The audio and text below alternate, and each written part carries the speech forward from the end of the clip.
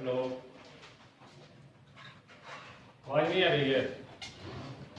आ रही है ना? ठीक है, ओके।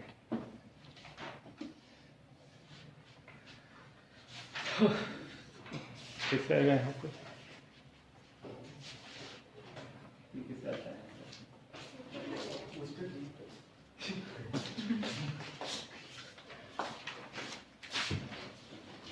चलिए हम लोग मॉडर्न ज्योमेट्री स्टार्ट करेंगे, ठीक है? थोड़ा भाई तो ठीक है।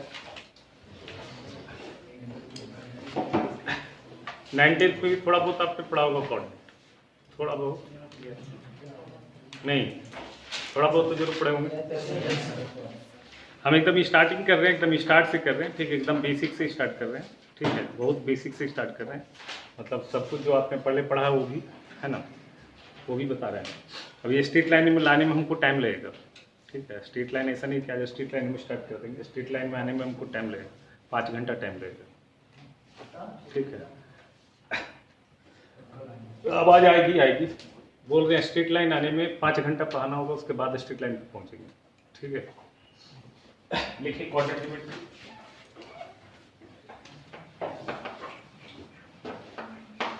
एकदम सबसे इंपॉर्टेंट टॉपिक है 11th क्लास का, as a competitive point of view.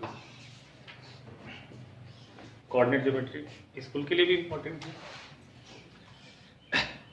इसमें हम लोग क्या करते हैं, ज्योमेट्री ही पढ़ते हैं हम लोग geometry with the help of algebra.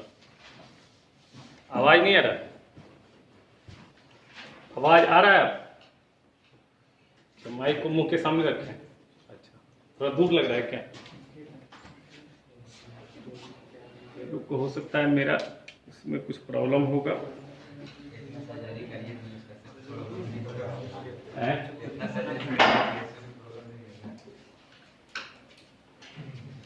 देखिए तो आ रहा है आवाज आप? हेलो, आ रहा है बेटा?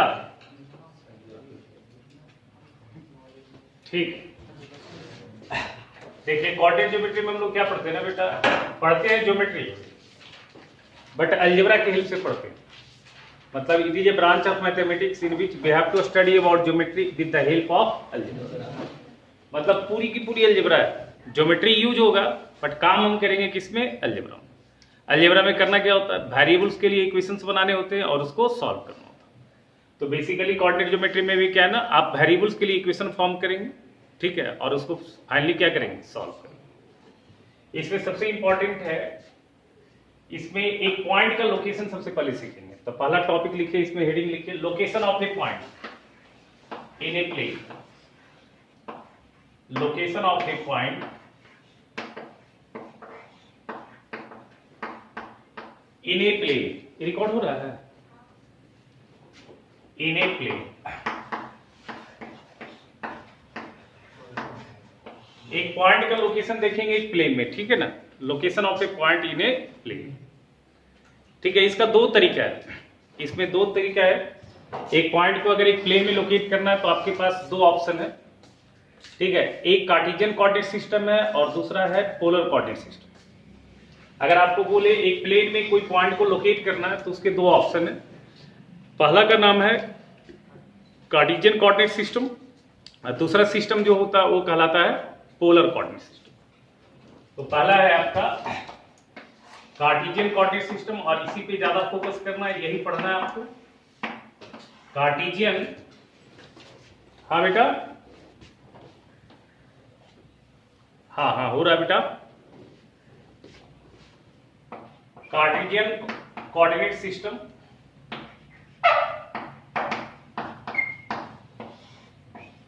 और दूसरा जो सिस्टम होता है बेटा उसका नाम होता है polar system.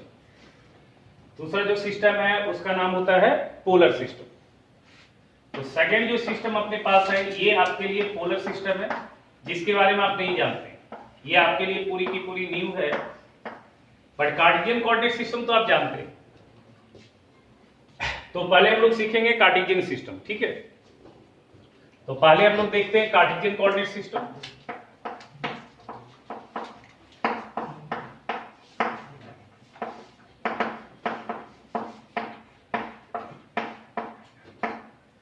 Cartesian coordinate system में क्या होता है बेटा, दो एक्सिस होता है, म्यूचुअली परपेंडिकुलर एक्सिस। ठीक है, कार्टेशियन सिस्टम को फॉर्म करने के लिए आपको क्या चाहिए, दो म्यूचुअली परपेंडिकुलर लाइंस चाहिए। ठीक है, जिसमें से एक का नाम होता है एक्स एक्सिस और दूसरे का नाम होता है वाई एक्सिस। तो आपको टू म्यूचुअली परपेंडिकुलर लाइंस चाहिए। ये आपका एक्स एक्सिस है और ये आपका वाई एक्सिस। दो म्यूचुअली परपेंडिकुलर लाइंस चाहिए जिसमें से एक का नाम होगा एक्स एक्सिस और दूसरे का नाम होगा वाई एक्सिस। जहां पे ये दो एक्सिस इंटरसेक्ट करेगा बेटा, ये पॉइंट फिक्स होता है जिसका नाम होता है ऑरिजिन। ये पॉइंट फिक्स होता है जिसका नाम होता है ऑरिजिन। और कार्टेशियन कोऑर्डिनेट सिस्टम में ये पॉइंट का बहुत इंपॉर्टेंट रोल होता है। अगर ये पॉइंट ना हो तो फिर इस सिस्टम का कोई मतलब नहीं बनता। समझ रहे हो बात को? अच्छा, इसके दो कोऑर्डिनेट होते हैं, एक एक्स कोऑर्डिनेट और एक इसका वाई कोऑर्डिनेट। एक्स कोऑर्डिनेट को हम लोग बेसिकली क्या बोलते हैं, एब्सिसा, और वाई कोऑर्डिनेट को बोलते हैं ऑर्डिनेट। तो इस पॉइंट का जो कोऑर्डिनेट है ना, इस पॉइंट का जो कोऑर्डिनेट है वो है 0,0। दैट इज एक्स का वैल्यू भी 0 है इस पॉइंट पे और वाई का वैल्यू भी 0। इसका नाम हमारा बोलते हैं क्या, ऑरिजिन। इसको हम लोग फ्रेम ऑफ रेफरेंस भी बोलते हैं। अब होता क्या है, कार्टेशियन सिस्टम में मान लेते हैं हम कोई पॉइंट यहां मार्क करते हैं। ठीक है, अब ये पॉइंट फ्री नहीं है। अब यहां पे ये जो पॉइंट मार्क हुआ है, ठीक है, वो मार्क हुआ है विथ रिस्पेक्ट टू ऑरिजिन। समझ में आ रहा बात? अब कार्टेशियन सिस्टम में मैं कोई भी पॉइंट को अगर लोकेट करूंगा ना, कभी भी कोई भी पॉइंट को अगर मैं लोकेट करूंगा तो इसके लिए एक फ्रेम ऑफ रेफरेंस क्रिएट होगा और वो फ्रेम ऑफ रेफरेंस क्या होगा, ऑरिजिन। मतलब आप समझ लो, अगर आपसे कोई पूछे कि कार्टेशियन सिस्टम में अगर कोई पॉइंट लोकेट करना तो उसके लिए रेफरेंस का काम कौन करेगा, ऑरिजिन के। ठीक है ना? तो मान लिया सपोज ये पॉइंट हमने पी लिया, ठीक है। अब इसका हम लोग दो चीज मेजर करते हैं, इसका एक एब्सिसा मेजर करते हैं और इसका एक ऑर्डिनेट मेजर करते हैं। अब ये पॉइंट O को मैंने लोकेट किया है, O को मैंने लोकेट किया है विथ रिस्पेक्ट टू क्या लोकेट किया बताओ, O लोकेट किया। तो यहां से अब इस पे परपेंडिकुलर गिराएंगे। समझ रहे हो बात को? यहां से इस पे हम परपेंडिकुलर गिराएंगे, किस पे, एक्स एक्सिस पे। तो ये परपेंडिकुलर गिराया, ये पॉइंट का नाम O देते हैं और ये वाली नाम दे देते हैं N। अब सुनना ध्यान से, O से N का जो डिस्टेंस है ना, O से N का जो डिस्टेंस, तो सड़सठ के नहीं बैठो, थोड़ा डिस्टेंस बना के बैठो, बैठो ना उधर। अरे गंदा, उसको साफ करवा देंगे, टेंशन ले। बैठो,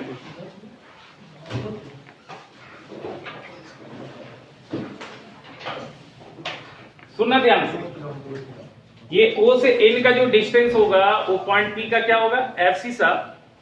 और यहां से देखो, इस पे अगर परपेंडिकुलर गिराते हैं, दोनों एक्सिस पे गिराना है, तो आपको लगता है ये रेक्टेंगल क्रिएट हो रहा है, ये डिस्टेंस और ये डिस्टेंस बराबर होगा, और ये डिस्टेंस और ये डिस्टेंस आपका बराबर दिखेगा। तो बेसिकली एक्स एक्सिस की जो अलोंग डिस्टेंस हम कवर कर रहे हैं वो पॉइंट P का एब्सिसा होगा, और ये जो वैल्यू हम कवर कर रहे हैं वो क्या होगा, ऑर्डिनेट। ठीक है। अब यहां पे मान लिया सपोज ये आपका x, y है, ठीक है। तो O से N का जो डिस्टेंस होगा वो बन जाएगा आपका x, और O से ये मान लिया m है, O से m का जो वैल्यू होगा वो हो जाएगा आपका, ठीक है। अब कोई कहेगा सर ये डिस्टेंस है तो एक्स वाई यहाँ पे ऑब्वियस है पॉजिटिव होगा फर्स्ट क्वाड्रेंट में, तो OM x ले सकते हैं, OM y ले सकते हैं।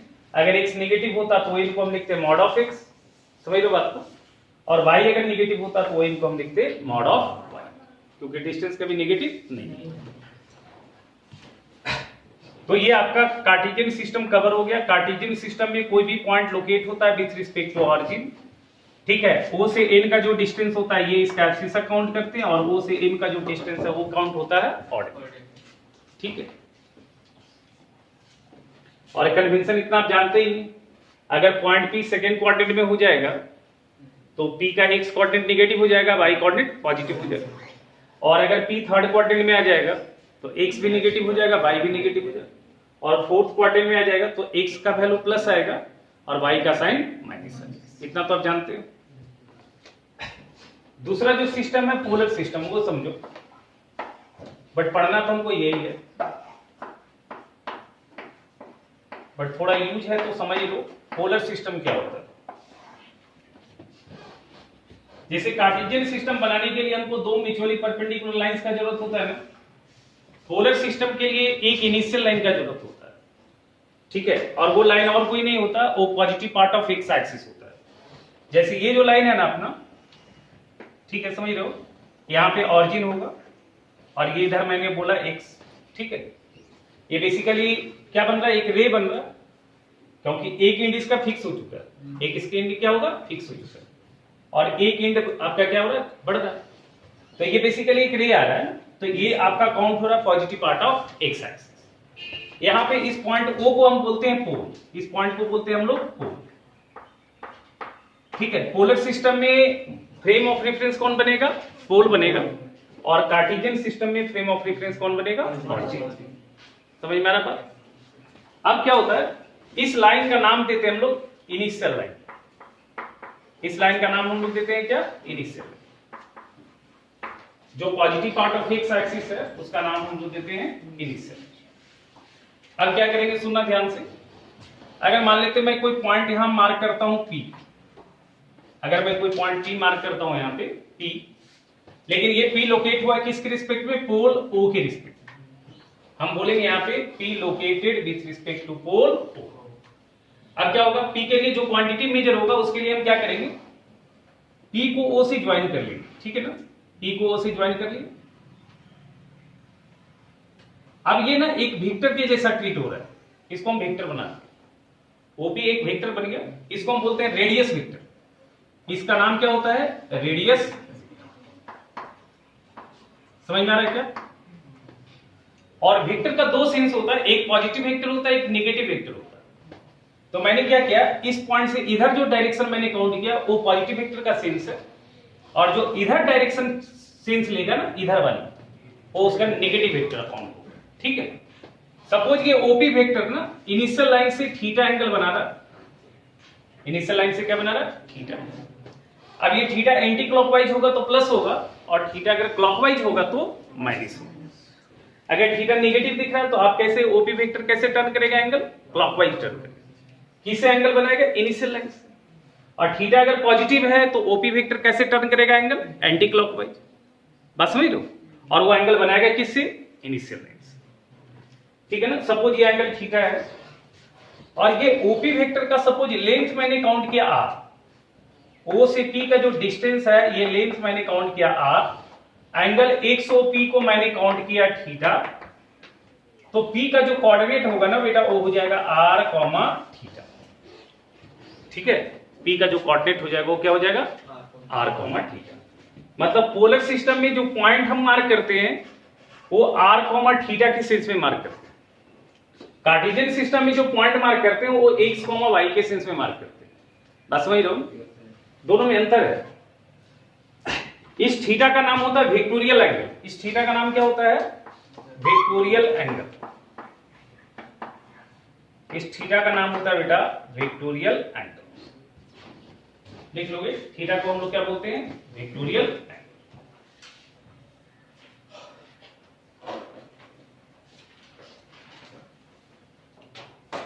लिखो जल्दी से इसको।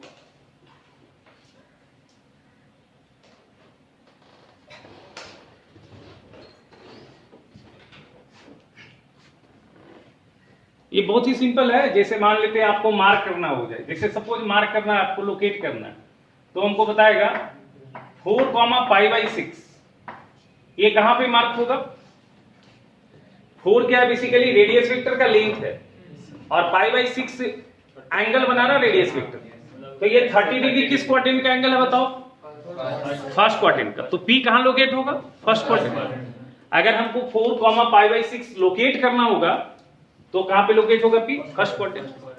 समझ में आ रहा बात। लेकिन अगर यही चीज अगर आपको मार्क करने आ जाए 3, 13 π/4, सॉरी मान लेते हैं 3 π/4 मार्क कर लेते हैं, 3, 3 π/4 मार्क कर लेते हैं। अब ये 3 लिखने का सेंस क्या है, जो रेडियस वेक्टर के लिए थोड़ा उसका लेंथ 3 है, और वेक्टोरियल एंगल है 3π/4, 3π/4 मतलब 135 डिग्री। बताओ ये किस क्वाड्रेंट में होगा? Second quadrant. तो P लोकेट कहाँ होगा बताओ? P यहाँ देखो, यहाँ लोकेट हुआ, अब P यहाँ लोकेट होगा। अब ये एंगल ऐसे बनेगा, समझ में आ रहा बात? अच्छा, अगर मान लिया आपको लोकेट करने आ जाए 4, -7π/4, 4, -7π/4, तो आप देखो वेक्टोरियल एंगल नेगेटिव है, तो तुम कैसे मूव करोगे? क्लॉकवाइज। अच्छा तुम सोचो ना, -7π/4 कौन सा क्वाड्रेंट का एंगल है? First quadrant. -7π/4 क्या होगा? -2π + π/4 होगा। -2π एंगल क्या होगा बताओ? ये क्लॉकवाइज जाएंगे तो यहाँ -2π आएगा, और प्लस π/4 मतलब अगेन पॉइंट P कहां पे जाएगा? First quadrant. जिस जगह पे ना, जिस क्वाड्रेंट में एंगल दिखेगा ना, पॉइंट P का लोकेशन उसी क्वाड्रेंट में होगा। अब सुनना, अब मान लिया अगर आपको लोकेट करना है -2, π/6। अब इसमें बच्चा गड़बड़ करता है। अभी तक तो हम लोग सीख रहे थे लोकेशन ऑफ r, थीटा। अब अगर लोकेट करना -2, π/6, तो यहां देखो ये लेंथ नहीं है, ये लेंथ नहीं हो सकता है क्योंकि ये वैल्यू नेगेटिव है। समझ में आ रहा है क्या? लेकिन हाँ, जो वेक्टर मैं क्रिएट कर रहा हूं उसका मैग्नीट्यूड ऑब्वियस है 2 है। जो वेक्टर मैं क्रिएट कर रहा हूं उसका मैग्नीट्यूड क्या है? 2 है। और बाहर माइनस साइन दिखने का मतलब है कि आप वेक्टर जो क्रिएट कर रहे हैं वो नेगेटिव वेक्टर क्रिएट कर रहे हैं। समझ में आ रहा बात? तो ये -2, π/6 किस वेक्टर का नेगेटिव होगा? ये नेगेटिव होगा 2, ठीक है। सुनना, ये वेक्टर तुम जानते हो ना, इतना तो वेक्टर पढ़े हो। सुनना ध्यान से, हम लिखा दे रहे हैं। मान लिया तुम्हारा ये वाली वेक्टर पॉजिटिव वेक्टर है, ठीक है ना? वेक्टर का लेंथ फिक्स होता है। ये वाली वेक्टर पॉजिटिव वेक्टर है, यहां से स्टार्ट हुआ ये वेक्टर और यहां तक गया। अब इसका नेगेटिव वेक्टर क्या होगा? जस्ट अपोजिट डायरेक्शन में होगा। बोलो बोलो, होगा। और मैग्नीट्यूड तो सेम ही आएगा ना, यहां पे आएगा, ये वेक्टर आएगा, ये डिस्टेंस और ये डिस्टेंस तो इक्वल होगा। अब देखो थोड़ा ध्यान से ना, ये तुम्हारा इनिशियल लाइन है। सपोज ये एंगल वेक्टर बना रहा है थीटा और ये टोटल एंगल आ रहा है पाई, तो अब ये टोटल एंगल क्या हो जाएगा बताओ? पाई + थीटा। बताओ सोचो। तो अभी ये रेडियस वेक्टर इनिशियल लाइन से थीटा एंगल बना रहा है, लेकिन ये रेडियस वेक्टर इनिशियल एंगल से कितना एंगल बना रहा है? पाई + थीटा। तो सपोज ये पॉइंट अगर r, थीटा है तो ये पॉइंट होगा -r, थीटा। ये पॉइंट होगा -r, थीटा। समझ में आ रहा बात? दैट मीन्स -r, थीटा जो है वो इक्विवेलेंट टू हो जाएगा क्या? यहां से आप एक तरह से ऐसे समझ सकते हो, ये वाली टोटल एंगल कितना बन रहा है बताओ? ये वाली एंगल कितना बन रहा है बताओ? पाई + थीटा। तो आप ऐसे समझ लो,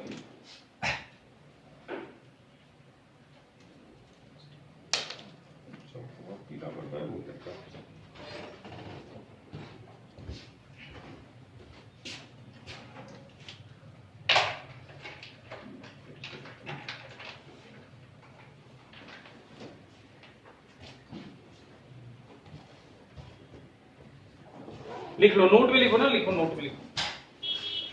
ये इक्विवेलेंट टू है ना, ये समझ लो ना, ये है r, पाई + थीटा। ये बेसिकली क्या बन रहा है? r, पाई + थीटा। ठीक है। r यहां पे क्या डिनोट कर रहा है बताओ? रेडियस वेक्टर का मैग्नीट्यूड। ये r क्या डिनोट कर रहा है? रेडियस वेक्टर का मैग्नीट्यूड। तो समझ लो ना, -r, थीटा अगर कभी भी लोकेट करना है तो हम उसके जगह पे क्या लोकेट करेंगे? r, पाई + थीटा। तो सोचो, अगर मतलब लिख लो, नोट में लिख लो ना, नोट में लिख लो, नोट में लिख लो,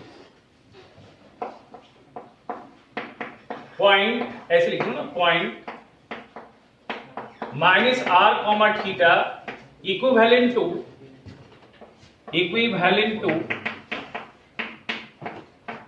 पॉइंट क्या बन जाएगा बताओ? r, पाई + थीटा। अब जैसे देखो, मान लेते हैं तुमको लोकेट करने आ गया, सपोज लोकेट करने आ जाएगा -2, तो तुम -2, नहीं लोकेट करना, सीधे क्या लोकेट करना, 2, पाई प्लस π/4 लोकेट करना। समझ में आ रहा है क्या? सीधा सीधा क्या लोकेट करना, 2, पाई प्लस π/4। ठीक है,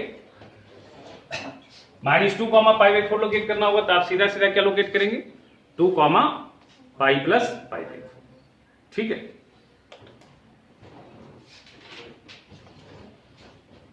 ऐसे सब का जरूरत नहीं होता, लोकेशन का जरूरत नहीं है। बेसिकली आपको इंपॉर्टेंस इसमें क्या है ना, एक्स वाई को रिलेट करना और थीटा से।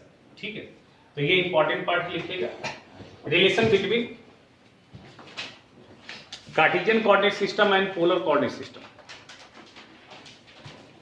Relation between Cartesian coordinate system and polar coordinate system. Relation between Cartesian coordinate system and polar coordinate system.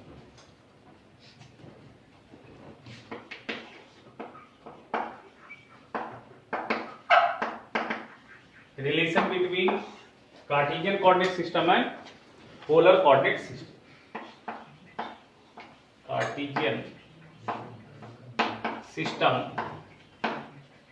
and polar system. Cartesian system और पोलर सिस्टम में रिलेशन देखना है क्या होता है। ठीक है ना, ध्यान से सुनना।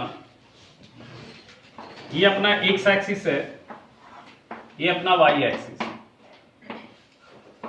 ठीक है ना, अच्छा देखो, ध्यान से देखो, तो ये एक्स एक्सिस और ये वाई एक्सिस, तो उसके हिसाब से ये ऑरिजिन हो जाएगा। अच्छा, ये ओ एक्स इनिशियल लाइन है, तो उसके हिसाब से ये पोल हो जाएगा। तो देखो यहाँ पे अगर हम ओ एक्स को इनिशियल लाइन माने तो ये ओ पोल बन रहा है, अगर एक्स एक्सिस और वाई एक्सिस माने तो ये ऑरिजिन बन रहा है। तो यहाँ पे हमारा दोनों काम होगा। अगर हम पॉइंट पी को मार्क करते हैं, अगर पॉइंट पी को मार्क करते हैं कार्टेशियन सिस्टम के हिसाब से, तो यहां से ये वाली जो डिस्टेंस आएगा, ये वाली डिस्टेंस एक्स हो जाएगा और ये डिस्टेंस वाई हो जाएगा। तो पी का कोऑर्डिनेट क्या लिखा जाएगा, एक्स, वाई लिखा जाएगा कार्टेशियन सिस्टम से। लेकिन जैसे ही मैं पी को ज्वाइन किया ओ से और ये एंगल थीटा लिया और ये लेंथ आर लिया, तो पी का कोऑर्डिनेट आर, थीटा भी तो बन जाएगा पोलर से। समझ में आ रहा है क्या? तो इसका मतलब दोनों तो इक्विवेलेंट है ना, दोनों तो एक ही पॉइंट है। अगर पोलर से देखा जाए तो ये आर, थीटा, और कार्टेशियन से देखा जाए तो ये है एक्स, वाई। समझ में आ रहा है क्या बोलूं? अच्छा, अब ये राइट एंगल ट्रायंगल बन रहा है, तो तुमको लगता है इस राइट एंगल ट्रायंगल में cos थीटा का वैल्यू जो होगा वो होगा एक्स वाई आर। इस राइट एंगल ट्रायंगल में cos थीटा का वैल्यू एक्स वाई आर होगा क्या? cos theta base by hypotenuse, और sin थीटा का वैल्यू क्या होगा? बाई बाई आर होगा, और tan थीटा का वैल्यू क्या हो जाएगा? बाई बाई एक्स हो जाएगा। चेक करो, चेक करो, tan theta by cos theta tan theta हो जाएगा, r और r कैंसिल हो जाएगा, तो y बाई x हो जाएगा। हो जाएगा क्या? बोलो। अच्छा, तो x बराबर जो है ना cos थीटा बराबर x बाई r है, तो मैं x को क्या लिख सकता हूं, r cos थीटा। y को मैं क्या लिख सकता हूं बताओ, r sin थीटा। x को लिखा जा सकता है r cos थीटा और y को लिखा जा सकता है r sin थीटा। लिख सकते हैं क्या? अच्छा, तुमको लगता है ना ये दोनों को अगर स्क्वायर करके ऐड कर दो तो x square plus Y square बराबर क्या आ जाएगा, आर स्क्वायर आ जाएगा क्या? देखो, X square plus Y square क्या हो जाएगा, R square cos square theta plus R square sine square theta. R square common आ जाएगा, cos square theta plus sine square theta. ठीक है क्या? सुनना ध्यान से। ये देखो, ये वाली शक्ल एक्स वाई में, ये वाली शक्ल आर में। अब ये तुमको क्या लग रहा है, ये जो चेंज हुआ है, अगर इसको मैं ये लिखता हूं, एक्स वाई को हटा के मैं अगर आर और थीटा यूज करता हूं, तो क्या समझ में आ रहा है, कार्टेशियन चेंज हो रहा है किसमें, पोलर में। अगर आपको कार्टेशियन से पोलर में चेंज करना है तो आप करेंगे क्या, एक्स वाई वाली शक्ल को हटा के क्या डालेंगे, आर और थीटा डालेंगे। समझ में आ रहा बात? अच्छा, और अगर आर और थीटा को हटा के आप एक्स वाई डाल रहे हैं, यानी कि आप क्या कर रहे हैं, पोलर को कन्वर्ट कर रहे हैं किसमें, कार्टेशियन। अगर आपको पोलर को कन्वर्ट करना होगा कार्टेशियन में, तो आपके पास क्या काम है, आर और थीटा एलिमिनेट करना। आर और थीटा को एलिमिनेट करके लाना क्या है, एक्स और वाई। समझ में आ रहा था? तो जब सवाल में आपको बोलेगा to convert polar into Cartesian, that means आपका एम क्या होगा, आपका एम होगा R and theta to be eliminated, R and theta to be eliminated. R और थीटा को क्या करेंगे आप, एलिमिनेट। समझ में आ रहा बात? एलिमिनेट किसको करेंगे, आर एंड थीटा। समझ रहे हो? और लाओगे क्या तुम, एक्स और वाई। और अगर बोलेगा कन्वर्ट कार्टेशियन इनटू पोलर, तो क्या करोगे बताओ, एक्स और वाई एलिमिनेट करोगे, कन्वर्ट करोगे उसमें आर और थीटा। ठीक है, तो देखो यहां पे ध्यान देना, अगर पोलर से कार्टेशियन में चेंज करना होगा तो एक्स को आप इमीडिएट क्या लिखेंगे, आर cos थीटा। वाई को आप इमीडिएट क्या लिखेंगे, आर sin। कार्टेशियन से पोलर में चेंज करना है। अच्छा, और अगर आपको चेंज करना है किसमें, पोलर टू कार्टेशियन, तो जहां जहां tan थीटा है उसको लिखेंगे बाई बाई एक्स, और जहां जहां cos थीटा है उसको लिखेंगे एक्स बाई आर। समझ रहे हो? मतलब सॉरी, पोलर से कार्टेशियन बोले, कार्टेशियन से पोलर, कार्टेशियन से पोलर बोला तो बाई बाई एक्स की जगह tan थीटा, एक्स के जगह पे आर cos थीटा, वाई के जगह पे आर sin। ठीक है, एक हमको चेंज करके बताओ। राइट, ये कार्टेशियन कोऑर्डिनेट -1, -1, ये कार्टेशियन है, ये कार्टेशियन कोऑर्डिनेट है। इसको चेंज करना, चेंज -1, 1 टू पोलर कोऑर्डिनेट।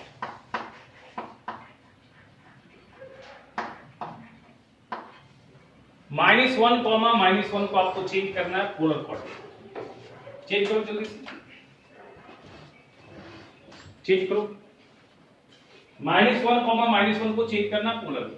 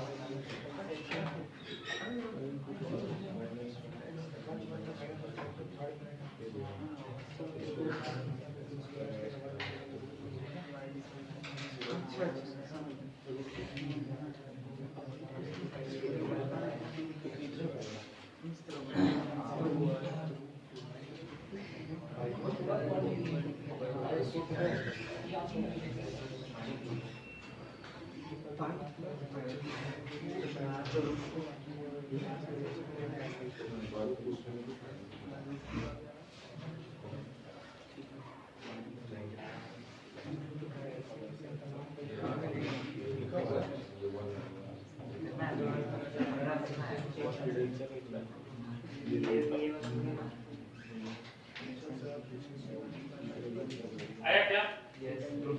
क्या है आंसर बताओ? क्या बोला? देखिए, ये तो सीधा सीधा है। ये वाली शक्ल एक्स है क्या आपको, और ये वाली शक्ल वाई है क्या आपको? आपको एक्स वाई को चेंज करना आर और थीटा में। जब ये एक्स और ये वाई है तो आर का वैल्यू क्या होता है, √x² + y²। ये आ जाएगा √-1 का स्क्वायर प्लस -1 का स्क्वायर, ये √2 आ जाएगा बेटा। तो r का वैल्यू तो √2 दिख गया क्या, बोलिए, r का वैल्यू √2 दिख गया। अब सोचिए थीटा, tan थीटा का वैल्यू क्या होता है, y/x। y अपना कितना है, -1, और x भी कितना है, -1। तो tan थीटा तो आएगा 1। बात समझो। अच्छा, टाइम का वैल्यू 1 कहां पे होता है, π/4 पे, तो थीटा तो आएगा π/4।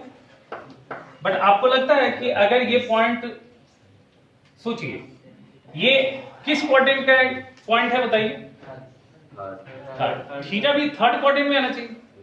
ये किस क्वाड्रेंट का थीटा दिख रहा है, ये थीटा दिख रहा है फर्स्ट क्वाड्रेंट। तो क्या आपको लगता है कि थीटा एक्चुअली यही होगा π/4? अगर हम √2, π/4 लोकेट करेंगे तो फर्स्ट क्वाड्रेंट में लोकेट होगा। हमको लोकेट करना था किस क्वाड्रेंट में, थर्ड क्वाड्रेंट। तो पाई बाई 4 के क्रॉसपॉन्डिंग थर्ड क्वाड्रेंट का एंगल क्या होगा? Pi plus pi by 4, pi plus pi by 4। अरे समझ रहे हो बात? Pi plus pi by 4। तो यानी कि आपके पास जो पॉइंट आएगा वो आएगा √2 pi plus pi by 4। That क्या बन जाएगा बताइए? √2 पाई पाई बाई। ये पता है ना कि फर्स्ट क्वाड्रेंट का एंगल अगर पता है तो सेकंड में एंगल क्या होता है? पाई माइनस कुछ 180 माइनस करके। अगर फर्स्ट क्वाड्रेंट का एंगल अल्फा है तो सेकंड का एंगल होता है 180 माइनस अल्फा, थर्ड का होता है 180 प्लस अल्फा और फोर्थ का होता है 360 माइनस अल्फा। ठीक है, ये पता होना चाहिए आपको ट्रिग्नोमेट्री। चलो लिखो distance between 2 points in polar coordinate system. Distance between 2 points in polar coordinate system. Oblique नहीं पढ़ना, वो ऑब्लिक कुछ एंगल पे रोटेट होता है। एक्सिस जो है 90 डिग्री पे नहीं रहता, कुछ थीटा एंगल पे, ओमेगा एंगल पे रोटेट होता है। अब मान लिया ये है, ये एंगल ओमेगा, ये ऑब्लिक, ये सिस्टम नहीं पढ़ना। लिखो distance between 2 points in polar coordinate system. Let देखो P मान लिया ना, P एक पॉइंट ले लेते हैं ना, r1 थीटा 1, r1 थीटा 1, एक पॉइंट P लिया, r1 थीटा 1। सुनो ध्यान से, दूसरा पॉइंट Q लिया ना, r2 थीटा 2। अब इसके बीच का डिस्टेंस निकालना, इसके बीच का डिस्टेंस निकालना। ठीक है, PQ के बीच का जो डिस्टेंस होता है ना, लिख लो distance between P and Q। P का कोऑर्डिनेट r1 थीटा 1, Q का कोऑर्डिनेट r2 थीटा 2। क्या होता है distance between P and Q? Under root r1 square plus r2 square minus 2r1 r2 और cos of theta 1 minus theta 2, cos of theta 1 minus theta 2। ये formula. जैसे दो point के बीच का डिस्टेंस कार्टेशियन सिस्टम में जानते हो ना, under root x1 minus x2 का square plus y1 minus y2 का स्क्वायर। पोलर कोऑर्डिनेट में अगर दो पॉइंट दिया है ना तो डिस्टेंस यही होता है, r1 square plus r2 square minus 2r1 r2 into cos of theta 1 minus theta 2। देखो इसको वेरीफाई भी कर लेते हैं, ये फार्मूला याद रखना। देखो सुना ध्यान से, ये अपना इनिशियल लाइन है, ये पोल होगा, यहां पे मान लिया पॉइंट P है और यहां पे मान लिया पॉइंट Q। तो आपको लगता है कि O से P का डिस्टेंस r1 होगा और O से Q का डिस्टेंस r2 होगा। समझ में आ रहा है क्या? अगर P का कोऑर्डिनेट है r1 थीटा 1 और Q का कोऑर्डिनेट है r2 थीटा 2, तो OP का लेंथ होगा r1 और OQ का लेंथ होगा r2। होगा क्या बोलो? अच्छा, इसको अगर मिला दिया तो ये एक ट्रायंगल क्रिएट हो रहा है, क्या बताओ? एक ट्रायंगल क्रिएट हो रहा है OPQ। ठीक है, अच्छा ये एंगल कितना बन रहा है सोच के देखो, ये एंगल कितना बन रहा है? ये एंगल है अपना थीटा 1, ये एंगल है थीटा 2, तो ये एंगल क्या बन रहा है? थीटा 2 माइनस थीटा 1 बन रहा है क्या? बोलो, समझ में आ रहा है क्या? ये एंगल थीटा 2 माइनस थीटा 1 बन रहा है, सही है। अच्छा, ये आपके ना एक फार्मूला समझ लो, सुनना, ये कोसाइन फार्मूला होता है। ये एक ट्रायंगल है ABC, जिसको प्रॉपर्टी ऑफ ट्रायंगल पढ़ाया गया वो बताया गया होगा। ठीक है, मान लेते हैं इस एंगल A का कॉस लिखना है ना, इस एंगल A का कॉस लिखना है, तो A के सामने साइड A होता है, B के सामने साइड B होता है और C के सामने साइड C होता है। तो अगर आपको एंगल